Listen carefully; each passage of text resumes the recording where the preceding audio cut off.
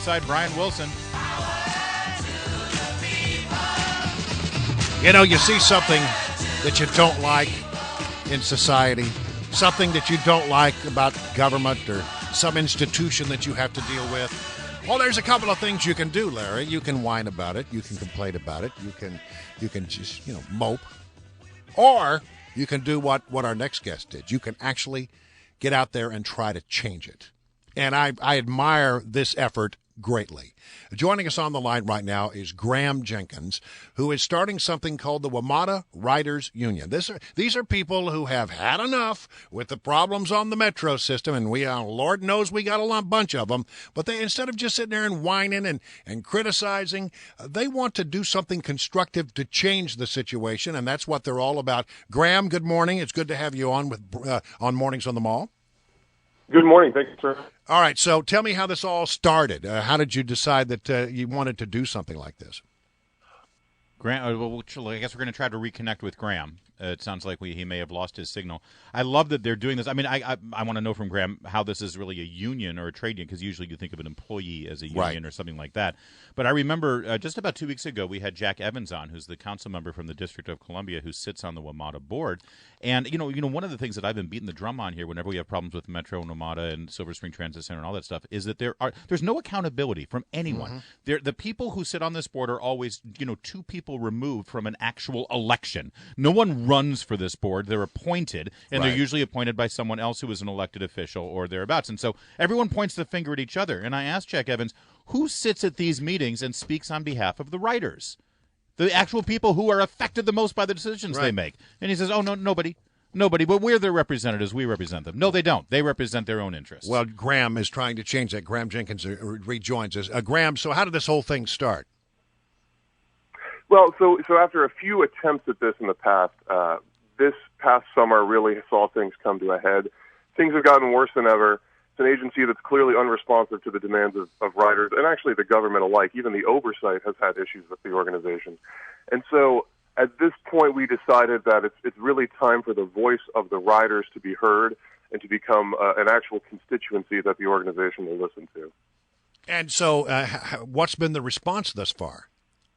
It's been a pretty overwhelming response. I think we've tapped into a lot of frustration among people in the D.C. area.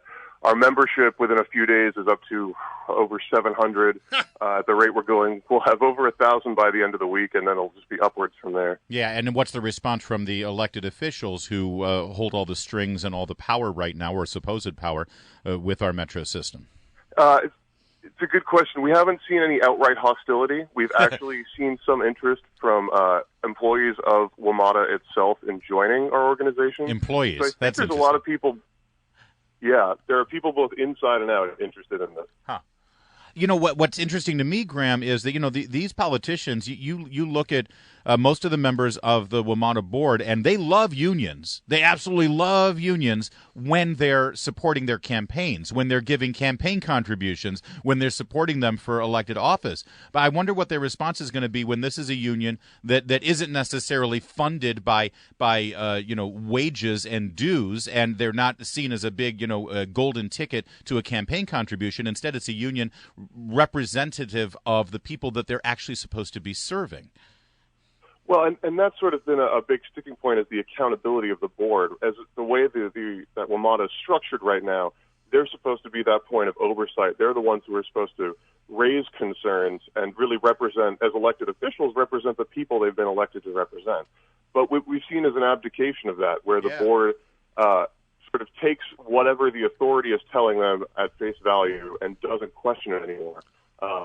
In the last week or two, we've actually seen a reversal of that to some extent. Leif Bjormso, the district director of transportation, has been fantastic in questioning both WMATA as a whole for their policies, for their work conditions, and sort of lack of results. And I'm hoping that this is the start of a new phase for the organization. Now, your group has been very critical online and social media. You say that they want to change the tone. What do you mean by that? So part of it is what we've seen from the board in the past is just being a very passive conduit. At a board meeting, a representative from the agency will come there and tell them, here are our metrics for the past quarter. And, they might be positive, they might be negative, but the board kind of sits there and smiles and acknowledges, like, yes, these are your metrics. But there's never any pushback from them that, oh, these are unacceptable. The fact that you had like a 62% rate of late arrivals, we're not going to stand for that. They've not taken that approach before, but recently we've seen hints of that from them. And hopefully that's a sign of things to come where they're going to be pushing for actual tangible improvement. Okay, do you think you could get a seat on the Metro board? I mean, the union that represents the people who run the Metro, I mean, they run the trains and et cetera, they have a seat on the board. Yep. Well, the board is right now consisting of the four jurisdictions, D.C., Maryland, Virginia, and the feds. Each get to appoint 2 members to the board and 2 alternates. And what we're hoping for is an additional seat or even pair of seats that would go to riders to represent people who use the system on a regular basis. Because right now, you have a lot of elected officials who drive every day and don't see it firsthand. Yeah. They don't ride. You're right. Our guest is Graham Jenkins. He's the spokesperson for the WMATA Riders Union. And I want to tell you, when you were disconnected, I relayed the story that I just spoke with Councilmember Jack Evans about 2 weeks ago. Of course, he sits as one of the representatives from D.C., and I asked him about this. And I said, would you be open to having someone representing the actual riders, the people who are directly affected by your decisions every day? And he said, well, I think we've already got more than enough people on our board right now. There's already too many people as part of the conversation. What's your response to Councilmember Evans? Yeah, I mean, I would say that in many ways the board has been the problem over the year, especially abdicating the role laid out for them in the interstate compact that formed WMATA. I think it's clear right now that that document has been a limiting factor for the organization in a number of ways, in terms of funding and financing, in terms of sort of the purpose of it, the distribution of responsibility among the jurisdictions. And I think that it's probably about time to rewrite it anyways. As long as we're doing so, we should probably get the riders' voice in there as well. Yeah. Well, one of the big things that's going to happen next week is that the Pope is coming, and Metro says they're going to try to operate at rush hour capacity Wednesday and Thursday, bring on extra cars.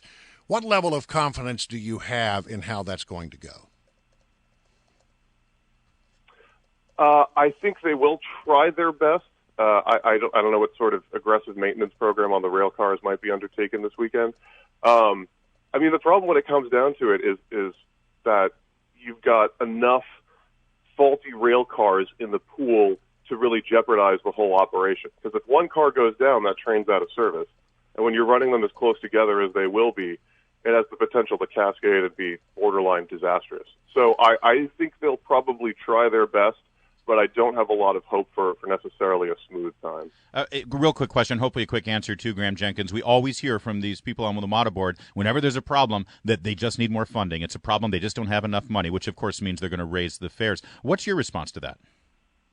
See, I'd say that there are 2 simultaneous problems going on in Metro. There are some severe financial and managerial issues that need to be resolved. And at the end of the day, there is a long-term capital funding issue that needs to be solved. It's really hard to address either one independently. Gotcha. I think people are going to refuse to see much more funding until you see commensurate change in management and operations. Thank you so much. Graham Jenkins, good luck. Keep us apprised, okay? Thank you so much.